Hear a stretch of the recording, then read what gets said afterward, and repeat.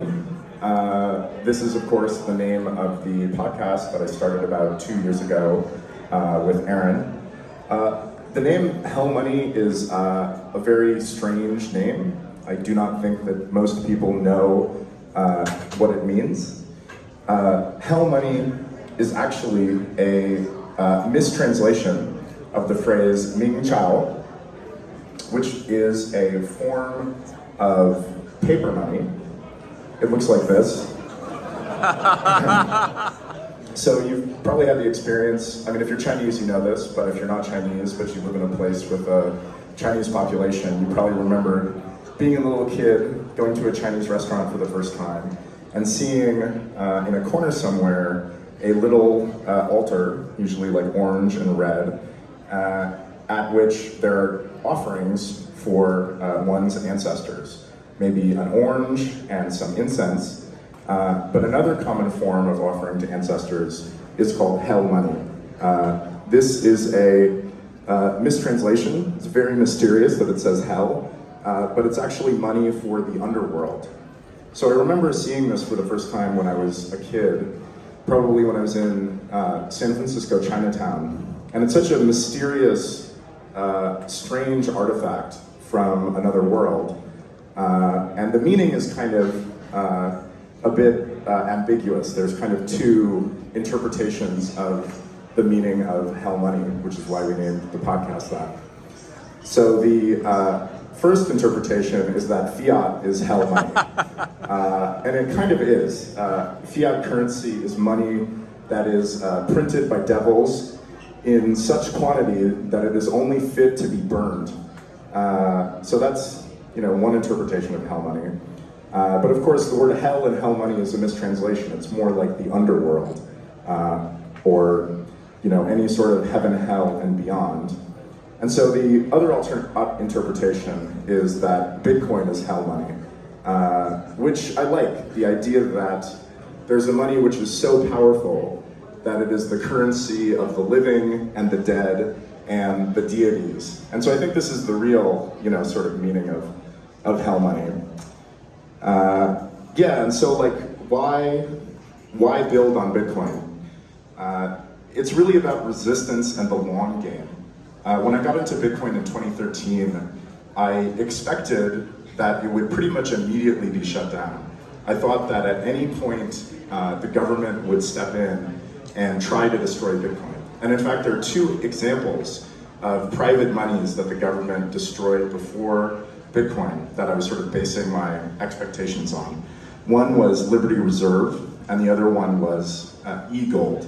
And these were both just privately issued electronic monies. And the government came down very, very, very hard on them and destroyed them. And in fact, they were very large. They did huge volumes of transactions.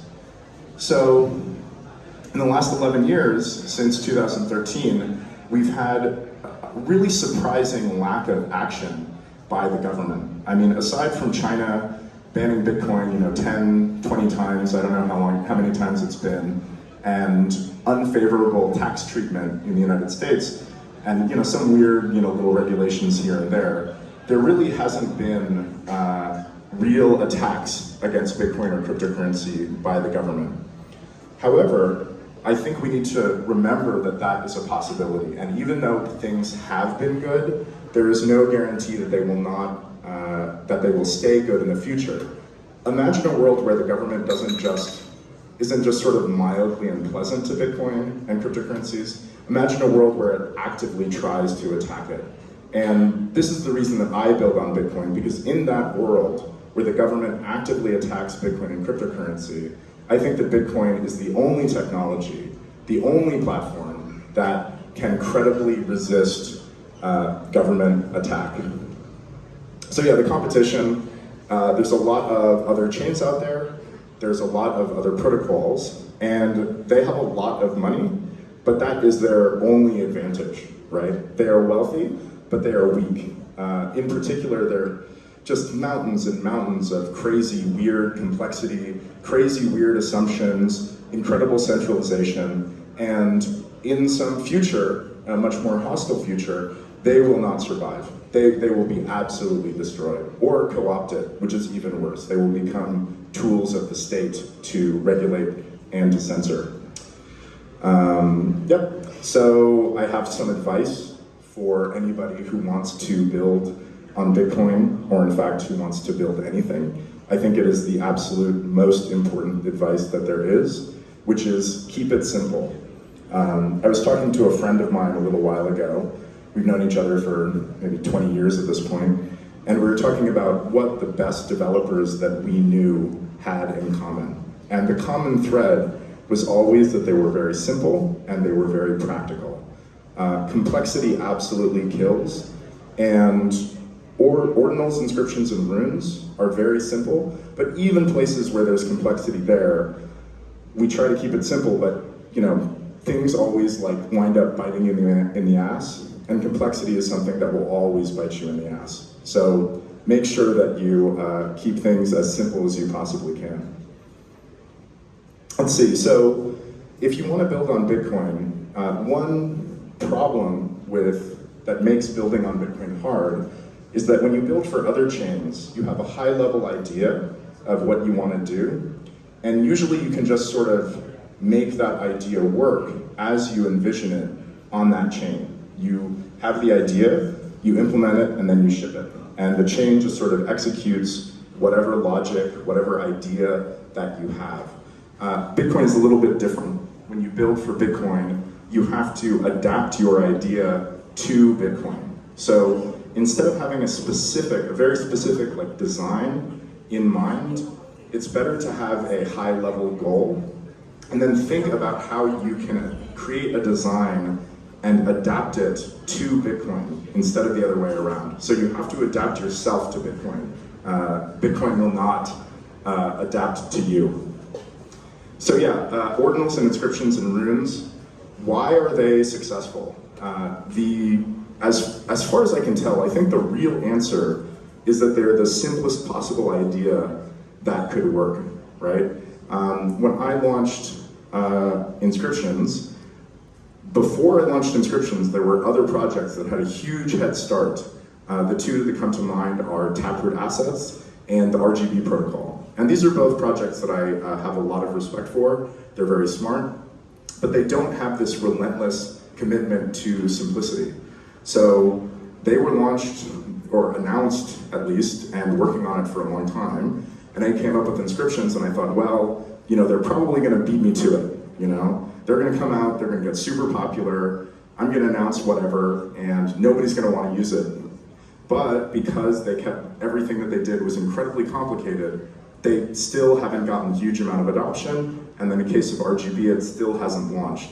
And in fact, before I even came up with runes, Taproot Assets Lightning Labs had announced that they were going to do Taproot Assets, and then, not a lot of progress, and then months later came up with runes, the absolute dumbest thing that could possibly work, launched it, and now it has, early on, lots and lots of adoption, lots and lots of enthusiasm. So just my big encouragement is keep things as simple as possible. Simple things work, complicated things don't.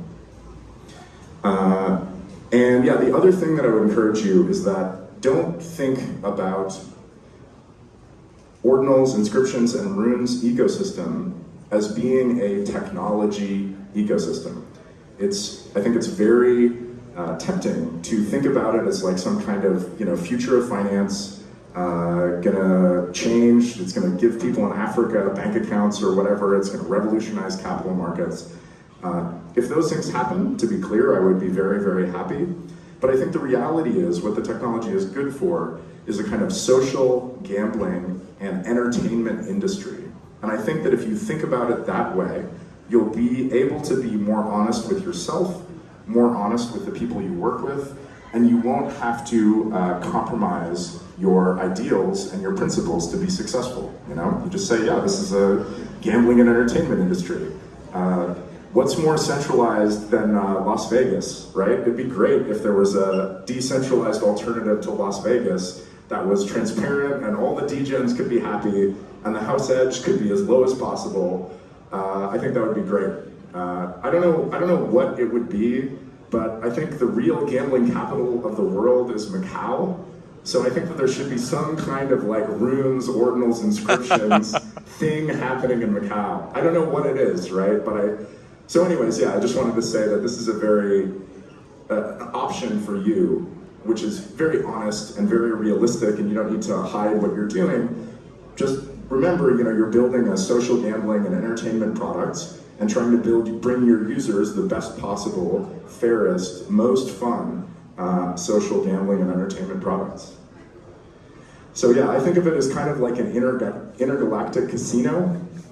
Something from like sci-fi, you go through the portal into the future and go on some sort of like fucking space station or something, except instead of the very dry, very boring, futuristic space station with people with like white, whatever, walking around and like everybody's all very serious or whatever, it's this absolutely bonkers, absolutely insane intergalactic casino, right? And a sort of decentralized intergalactic casino that exists everywhere and nowhere, but always within our hearts,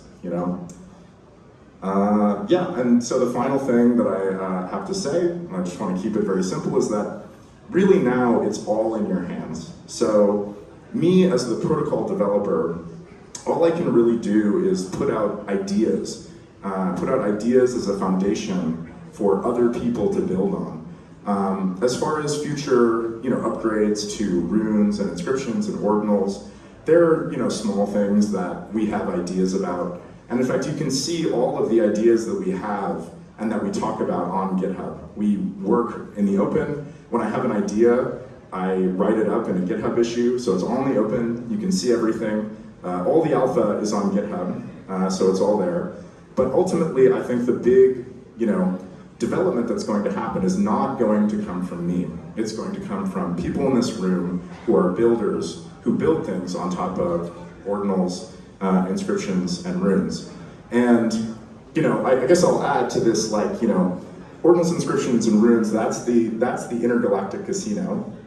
And the money, what better money for an intergalactic casino than Bitcoin? And so for me, developing all this stuff, obviously I want to support and create the intergalactic casino, but it's all there to kind of bring people to Bitcoin, right? To get people using Bitcoin, thinking about Bitcoin, and that they come for the intergalactic casino and they stay for the ultra hard money that can actively resist the state. So yeah, I think that's all that I have to say to everybody here, and I look forward to seeing what you guys build. Thank you very much. Thank you.